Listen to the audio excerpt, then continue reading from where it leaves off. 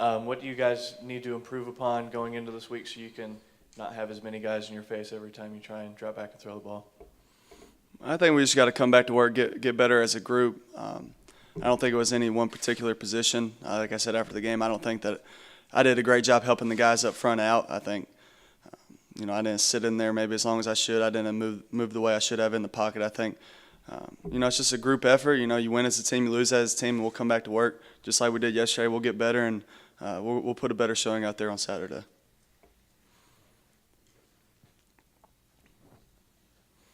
Brent, going into the Carrier Dome, this is probably one of the more tougher places you're going to play in your career. How much do you think that crowd noise that they can have going in there can affect your guys as an offense?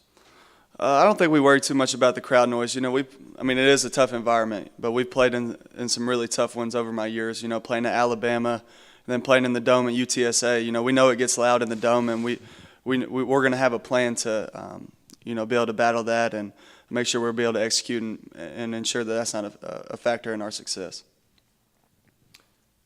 Brent, I don't know whether you like this or not, but you're kind of the leader of the team. New week, new challenge. That's the attitude that you have to have, and that's what you're carrying forward here. Right. First of all, I love being the leader. This is my team, win or lose. I'll stand up and take a bullet for these guys. So I love being the leader of this team, and I'll take full responsibility for last week, and I'll make sure that we put a better product out there this Saturday. I think, obviously we're all embarrassed. We're all disappointed by what we did last Saturday, and but like you said, it's a new week. We're ready to go back to work. We're all men. We looked in the mirror, and we knew that wasn't us, and we'll get better and hopefully do better this Saturday. Brent, in the second half the other night, y'all were able to make a few adjustments at halftime. In the second half, kind of got the pocket moving a little bit. Are you comfortable in that, throwing out of a pocket that moves instead of being able to stand back and throw out of just straight out of the shotgun? Yes, sir. I'm comfortable with whatever. Whatever we have to do to make our offense be successful. It's hard for the offense line to sit there and drop back, especially when you're down, 28 points and the other team's just pinning their ears back. That's not easy for the offensive line. So we did some things to help them out in the second half, and like I said, I'm good with whatever coach wants us to do, and I'll execute it. Brent, what was sort of just the attitude yesterday? You mentioned being the leader of the team. Were there any, heads hanging, and what was kind of your response to anything like that yesterday? Yeah, I think when you first come in, there's always some heads hanging. If there's not, then you're in trouble. You have a locker room that doesn't care. So I know me personally, I wasn't in the best mood. I was embarrassed. I didn't want anybody to see me smiling or see my face really. So, but as you get going, that's why you come in on Sundays. Win or lose, you kind of flush that taste out of your mouth and you get ready for the new week. So at the end of the day, we were all focused on the next game in Syracuse, and we know that we have a great challenge again. Another great team we have to play, and we're excited for the challenge. Are you comfortable running the ball 10 times, having 10 carries? Is that something that you're comfortable with? Yes, sir. I love that actually. I've worked hard to get my body in good shape, and playing somewhere around 218, 220 pounds. So I'm comfortable carrying the ball. I think that can help us win. Whatever I have to do to help us win, but I really do love carrying it, and if that's when my number's called, I'll be able to execute that.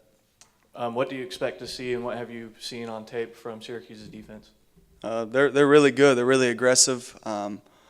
What pops out on film is they just fly around, man. They fly around to the ball. They got good-looking bodies. They're super aggressive. Kind of similar to what we saw last week. They're just good-looking guys that power five bodies. So we're gonna have to have a good plan going in and execute a lot better than we did last week. Brent, last week it seemed kind of like it was you and Richie, getting most of the touches on offense. How important do you think it's going to be this week to get other guys involved? That's a good question. We got to get other guys involved. They did a great job, kind of limited us in what we were going to do. We had a hard time pushing the ball down the field. We got to get Ty Lee some more touches. You got to get those outside guys some more touches, and then just establish a little bit more of a running game. So. You're never going to win with just one guy having production. You got to have production across the board, and we'll look to establish that this week. You've seen a lot of good receivers come through here. Where does Richie rank with the ones you've seen? You kind of put me on the spot with that one, because those guys are all my really good friends, the guys that have made me look a lot better than I am. But Richie is, the best I've ever seen. I'm not afraid to say he's just a heck of a football player. He works extremely hard at his craft. Obviously, his production and his numbers say it all. He's by the time he leaves, going to break every record that's ever been set here. And he's just, what makes it even more special to root for him is he's just such a great kid. He's so humble, and all he cares about is his team's success. So when you have a guy like that, you want him to have all the success in the world, and that's what he's having right now.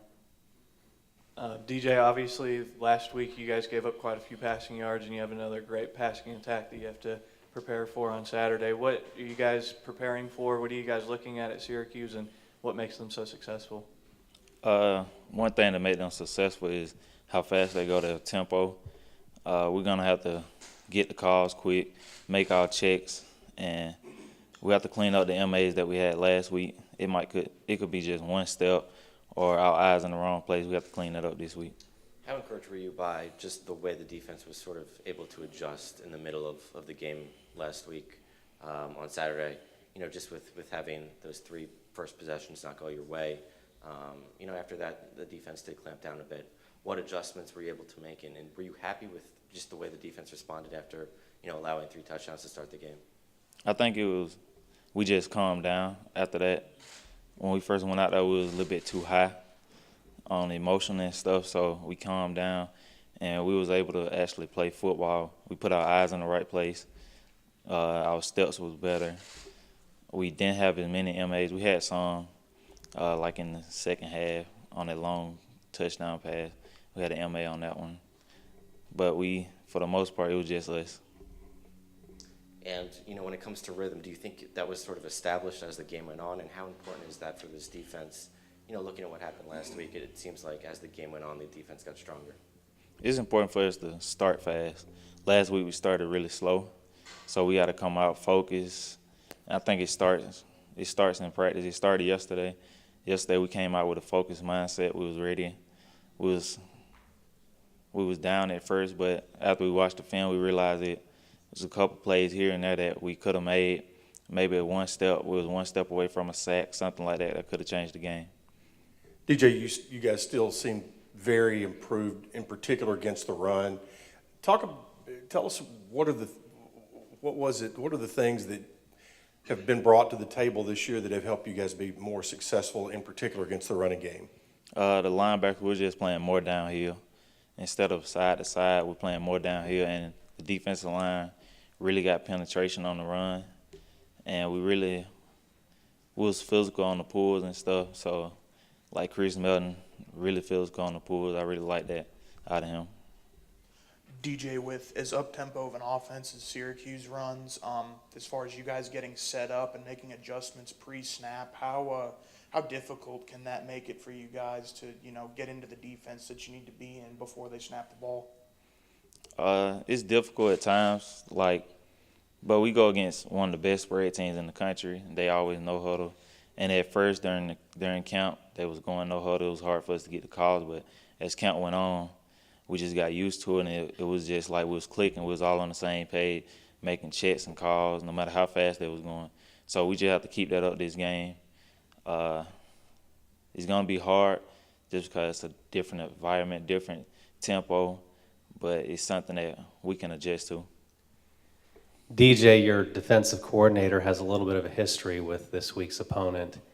Have you gotten a sense of what facing Syracuse means to Coach Schaefer? He told us we'll be best friends for life if we beat Syracuse, so, you know, that's an extra motive for us. So you can tell that this means a little more to him? Yeah, I think it's kind of personal for him, maybe. But it's another game for us, and we're going to approach it that way.